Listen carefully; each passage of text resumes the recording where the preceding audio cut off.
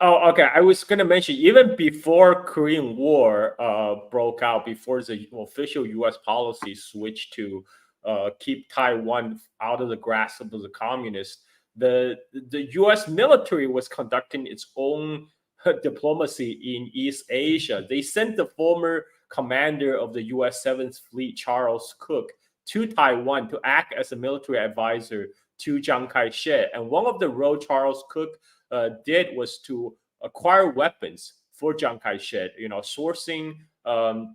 They formed a lot of the shell companies to purchase U.S. military equipments left over from World War II to ship them over to Taiwan. And this was done when at the time even this is a whole separate Pentagon effort. Charles Cook, he only reported to MacArthur in Japan.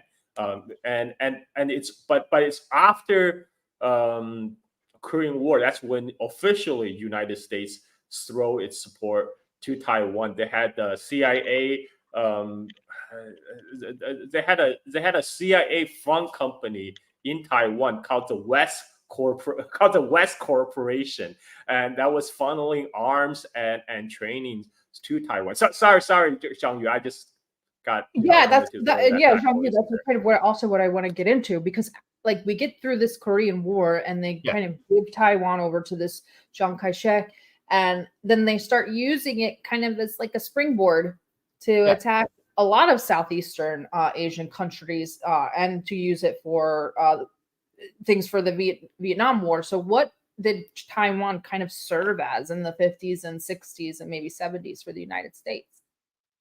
You basically summarized it pretty well. It's so to really understand this question, we have to go back and ask the question, why did the previous colonizers all want Taiwan? The Dutch wanted it, the Spanish wanted it, the Japanese took it, and why does America want it now?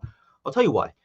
The Japanese wanted it because of its once again its geopolitical position. It's right off the coast of mainland China, and it's also dead in the center between mainland China, Japan, and Southeast Asia, which the Pacific Islands, which Japan wanted to, both of which the Japanese wanted to take over. The Spanish wanted it because it's next to the Philippines and off the coast of mainland China. They had their colony in the Philippines, right? And the Dutch wanted it because back then they had their base in Batavia and what is now Indonesia. And it also serves as a convenient location for trade with the Chinese mainland. And I think one important thing to understand is when you're asking how did Chiang Kai-shek get Taiwan, it's almost as if, and I'm not saying this to say like, oh, why don't you know this or anything. It's a very common misunderstanding because to most people, Taiwan didn't become relevant until 1949. So people's understanding of Taiwan begins in 1949. But did you know that Taiwan's been a part of Chinese civilization for centuries, for longer than the U.S. has been around? So it's not a matter of how did he just found a new country? He didn't. No. I didn't mean that. Sorry. I know you didn't. I'm just saying. I'm saying it's a common misconception. So basically, Chiang Kai-shek has one talent. That is, he may not be the favorite guy of people around him, but he's always able to make it so that hey, when shit hits the fan, he's the only person that they can pick. That's the case with the Americans. So with the Americans, he essentially made a deal with the devil because America didn't really, at that point, wasn't supportive of him reunifying China. You had to know Chiang Kai-shek was against Taiwan separatism.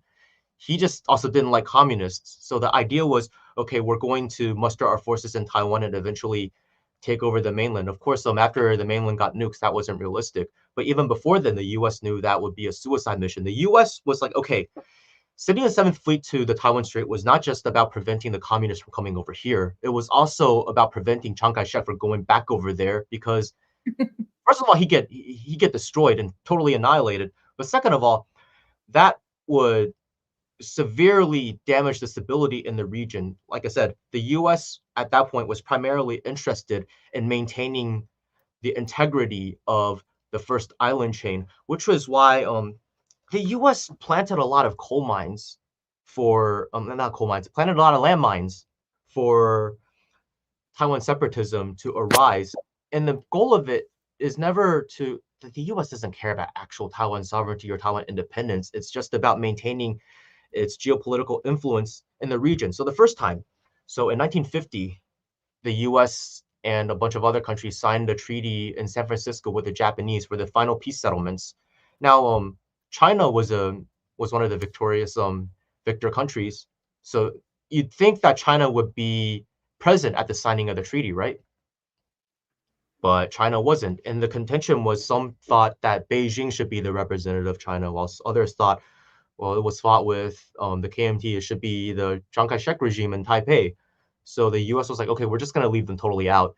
And in the Potsdam Declaration and Cairo declarations, like that were declared towards the end of the Civil War, towards the end of World War II, it was basically pointed out that Japan would give all Chinese territories taken through unequal treaties and through Japanese aggression back to China, and it specifically names Taiwan and the Pescadores. The Pescadores is the Western name for Penghu. So, and this was also referenced in Japan's instruments of surrender, but it was totally left out of the San Francisco Treaty. So the U.S. could now argue, oh yeah, Chiang Kai-shek on Taiwan, we're not really, we don't admit, we don't recognize necessarily that Taiwan has been given back to the Republic of China. It's only been surrendered by Japan, and we're just letting him administer Taiwan until the situation settled. But this theory of undetermined status was basically destroyed by Taipei, by Chiang Kai-shek in a series of negotiations, which is why Chiang Kai-shek, he's a bastard. Chinese people in general don't like him, but at the end of the day, he's our bastard. Because when he tried to make a deal with the devil to further himself, but when push came to shove, he did not go all the way. He did not separate China into two countries. He did not go on with the plans of Taiwan independence, Taiwan separatism. So when the U.S. and Taipei concluded a treaty, it was called the Sino-American Mutual Defense Treaty. Basically, the U.S. at that point recognized the Republic of China and recognized Taiwan and Penghu as territory of the Republic of China. Now, this is significant because this basically negates the design in San Francisco, where they were like, oh yeah, Taiwan status is undetermined. It's not legally part of the Republic of China. Well, now it is according to your own laws, and you're concluding this treaty with the Republic of China, and the Republic of China considers itself to be the sole legitimate government of all of China, with Taiwan as 1,000ths of its territory. So, but there's this compromise. The compromise is the U.S. basically told Chiang Kai-shek, if you want to make moves against the mainland, you can only do so with our approval. And Chiang Kai-shek also was upset with the Mutual Defense Treaty because it defined the so-called Republic of China's territory as Taiwan and the Pescadores. It did not include the Chinese mainland, which Chiang Kai-shek wanted. He wanted that. So it was kind of both sides had to compromise a little bit. Now, what's interesting is there's more territory under Taipei's control to this day that falls outside of Taiwan and Penghu. It's Jinmen and Mazu, which are both, they're on the other side of the Taiwan Strait, like within a stone's throw distance of the mainland. Now, they're purposely left unliberated by the communists, because if you liberate them, then the distance between the two sides becomes the entire width of the Taiwan Strait, whereas if those sides are left unliberated and under Taipei's control, the physical distance between the two regimes ends up being a mere like 1 to 2 miles. So in order to test the US's determination of defending the Chiang Kai-shek regime, the Chinese mainland started shelling Jinmen Island. Now this kind of saved Chiang Kai-shek as well. It ended up being kind of a tacit cooperation between Chiang Kai-shek and Mao Zedong, believe it or not, because at that point the U.S. wanted Chiang Kai-shek to pull troops out of Jinmen and Mazu to widen the distance between the two sides, and if not create a one China, one Taiwan situation, at least create a two China situation. Now Chiang Kai-shek was looking for a reason to keep his troops stationed there, and the communist shelling gave him that reason. And the U.S. was like, yeah, we're gonna send nukes, we're gonna drop nukes if you guys attack Jinmen, and Mao kind of called their bluff. So yeah, there's a lot of history going on here, and just a lot of contradictions on Taiwan, whether it be, because you keep in mind, Taiwan was under 50 years of Japanese occupation, whereas the rest of China did not. So when the KMT first arrived in 1945, 50 years it's not a short time. It's not enough time to totally change the culture here, but it's enough time for there to be mutual misunderstandings, especially due to the fact that up until 1945, most of Taiwan's population descended from southern Fujian, and there's a Hakka minority from Meixian in Guangdong province.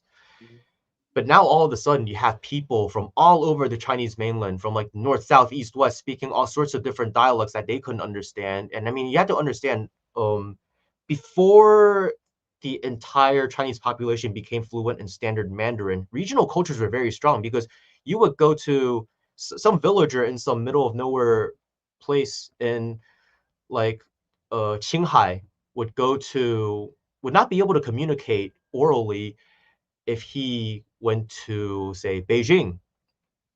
So there's that. And of course, for US geopolitical interests, it's willing to take advantage of all of these antagonisms and contradictions to ensure that Taiwan does not get too close with the mainland. So yeah, it's just the story of burying a lot of landmines and erupting them. And then, I think a really important thing to note, because Carl mentioned how the U.S. tried to coup Chiang Kai-shek. Well, that was a failed attempt, but you know what did not fail was, it was then that the U.S. realized, hey, there are people in Taiwan who are starting to call for Taiwan separatism. Now, back then, this was a very, very niche, like, ideology that was not in the mainstream. But the U.S. realized, hey, you had these people. They were kind of left out of the power centers once the KMT took over Taiwan, and they were sour about it because during the Japanese era, they were basically given a lot of power as collaborators.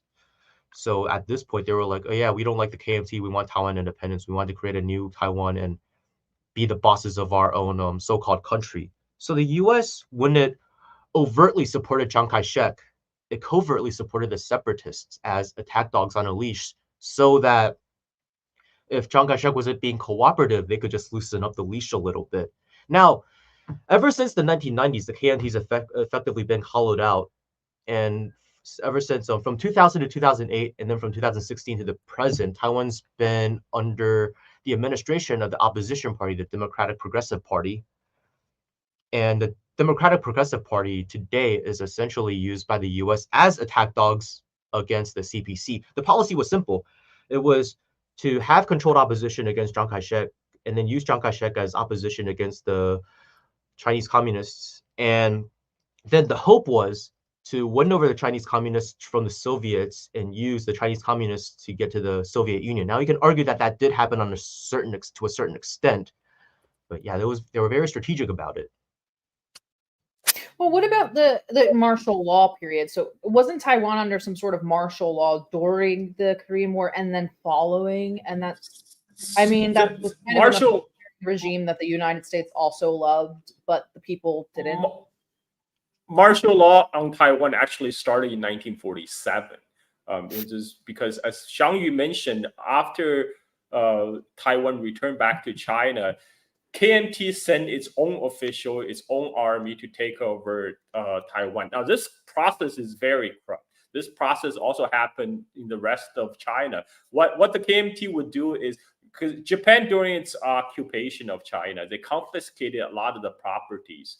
That became the property of the Japanese Imperial Army and the collaborators. When the KMT came, what they did is they took over these properties and then made it their own personal property. I mean, so you can imagine there's a lot of corruption.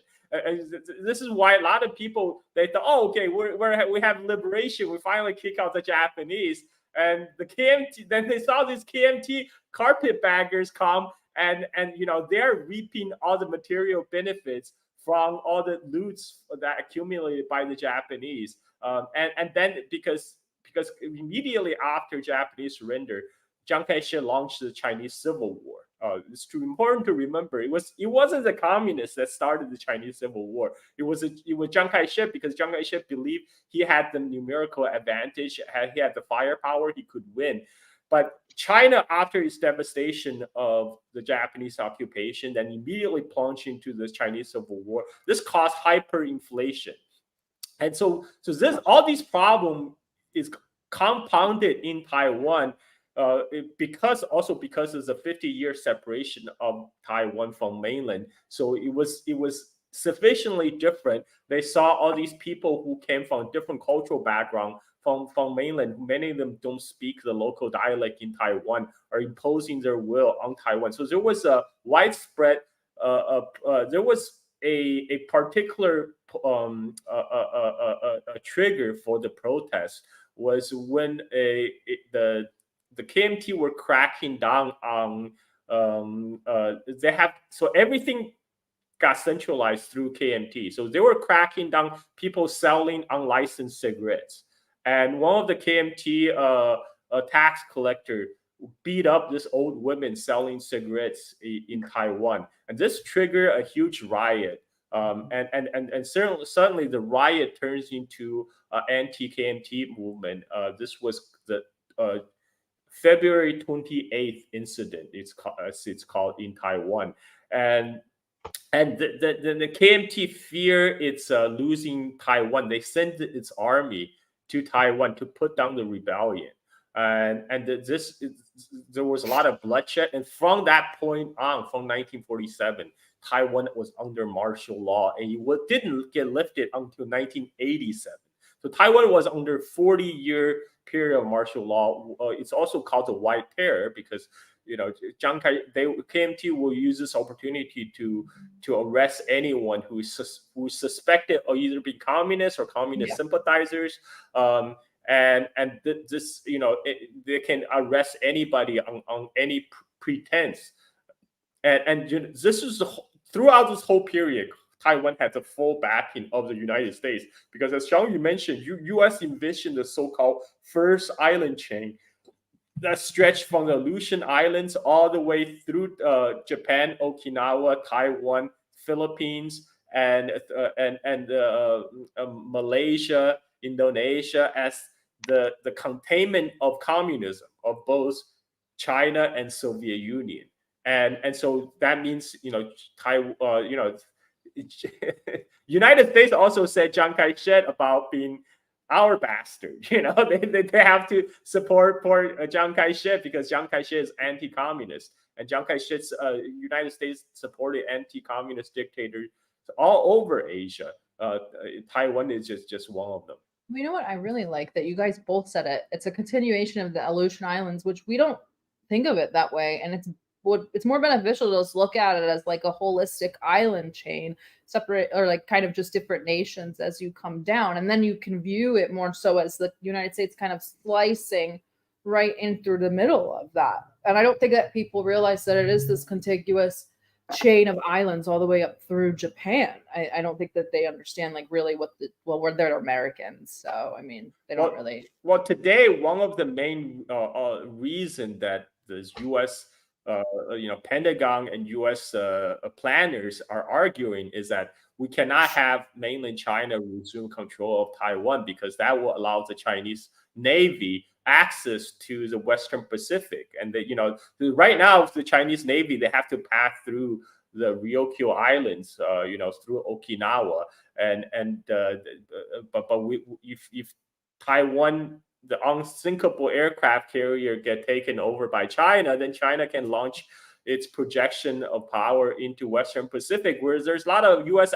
colonies. You have Guam, you have Hawaii. You can't have that. You can't have the Chinese Navy in the Western Pacific. So this is one of the publicly stated reasons they say why U.S. must, hold Taiwan,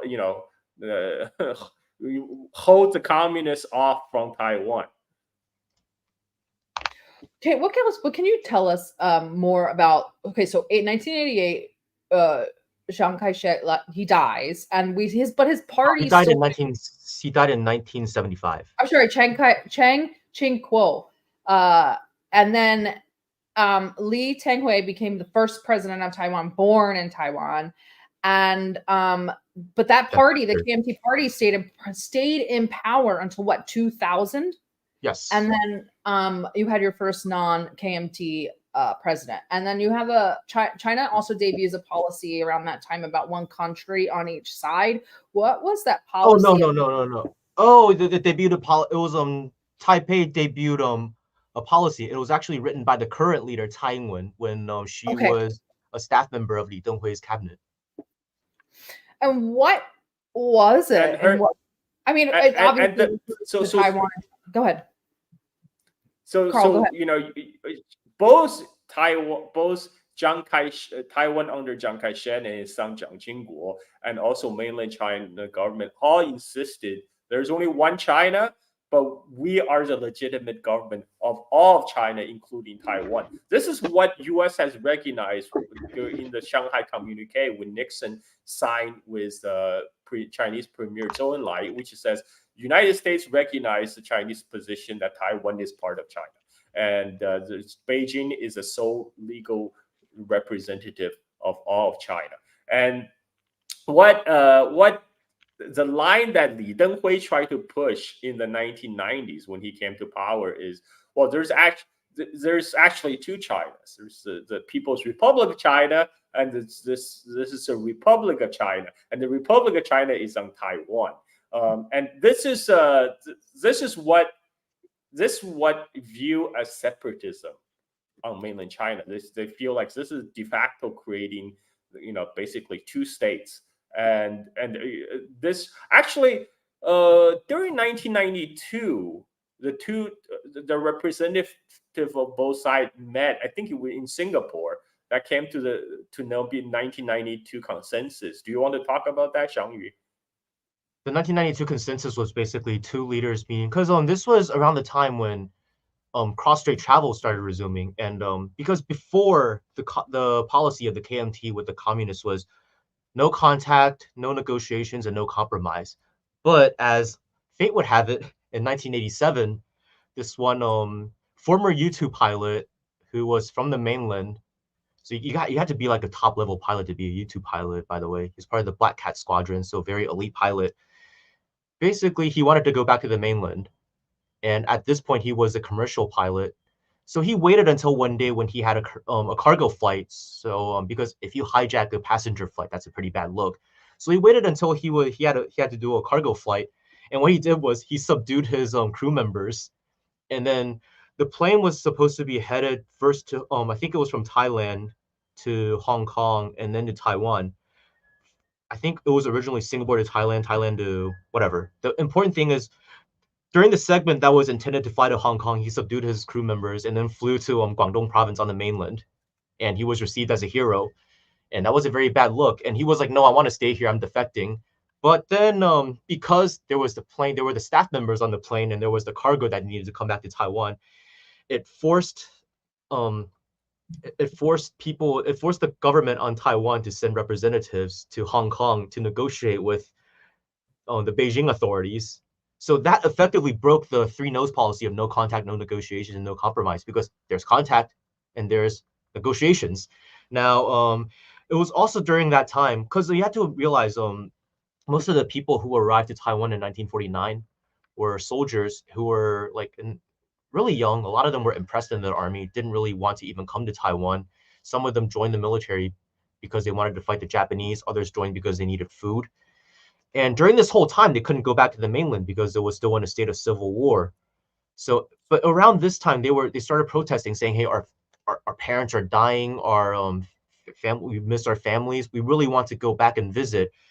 But the government didn't really do anything about it. But after this hijacking, the government started feeling more pressure from all sides, because this was also when the separatist movement was at its or the liberal opposition movement. It was not yet explicitly separatist, so there were separatist elements, was at its peak. So starting in 1987. 1987. Okay, so the hijacking happened in 1986. I'm misremembering. 1987. Originally, it was if you had relatives within 3 degrees, either directly or through marriage. So let's say I was a Taiwanese woman married to a mainlander, like mainland soldier, a veteran, and the veteran had family on the mainland, I would be allowed to go as well. Or if you had a spouse on the mainland, you're allowed to travel there. And then eventually they wanted to kind of normalize relations so that there could be investments, there could be more cross-strait travel. But then to do that, you needed to get some general guidelines. What is our relationship between these two governments? Because we don't recognize each other and we both claim to be the legitimate government of China. Well, 1992 consensus was we both agree that China is one country and that we will work towards reunification. It doesn't define what China is, but it just says that we agree that there is one China, which gives enough of a gray area for the KMT to say in Taiwan, well, one China means the Republic of China. So you get what I'm saying? So it's kind of a it's a legal loophole of sorts for the two sides to resume contact while not recognizing each other and not, because mutual recognition would mean two countries, right? See, this is what people don't get. People are like, some pro-China Westerners are like, oh, see, look, this is the official map of the so-called Republic of China. It includes all the mainland. They lost the Civil War. Why can't they get over it? Well, if the so-called Republic of China drops the claims over the mainland on the official map, how do you think Beijing would take it? They would be like, oh, you're trying to create two countries now, huh?